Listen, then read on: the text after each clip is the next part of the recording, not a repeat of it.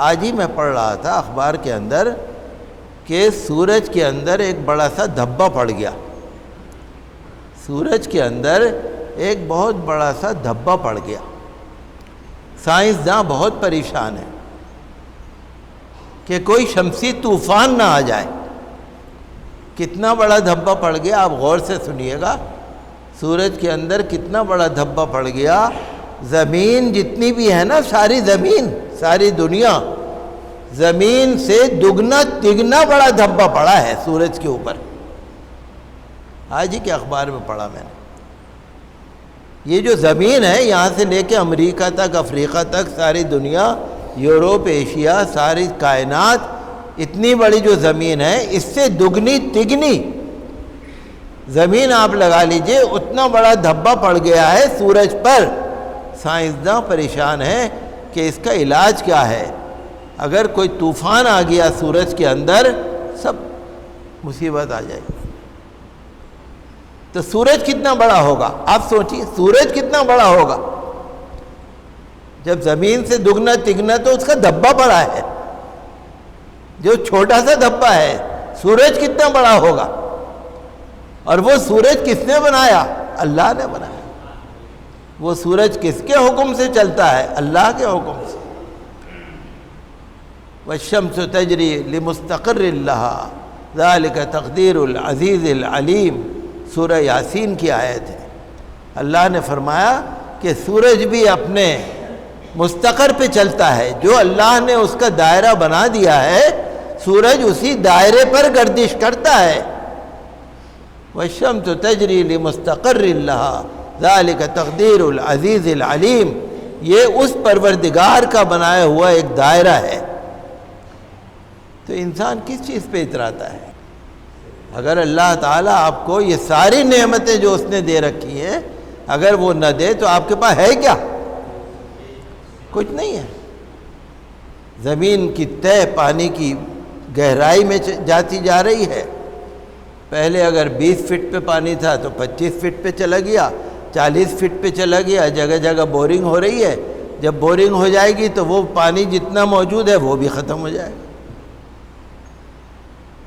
جب تک اللہ کی نعمتوں کا اقرار نہ کرو، اللہ کی نعمتوں کی قدر نہ کرو، اللہ کے سامنے سر نہ جھکاؤ.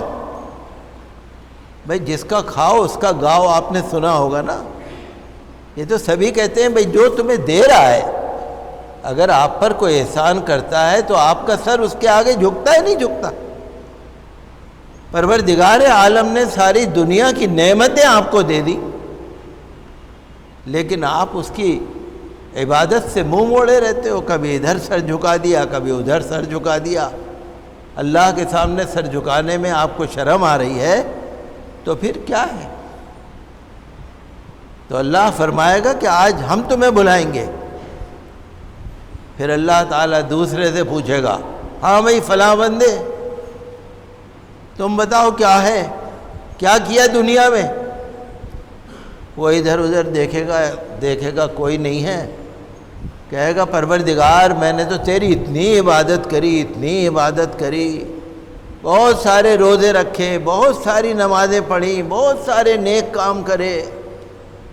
پروردگار میں تو دن رات بس تیری عبادت میں لگا رہتا تھا. اللہ تعالیٰ فرمائے گا سچ بول رہے ہو. حدیث کے الفاظ یہ نہیں ہوتے، مفہوم ہوتا ہے. یہ نہ سمجھیے حدیث کے الفاظ ہیں، یہ میں تو آپ کو سمجھانے کے لیے بول دیتا ہوں. اللہ تعالیٰ فرمائے گا بھائی جو بول رہے ہو سچ بول رہے ہو نہیں؟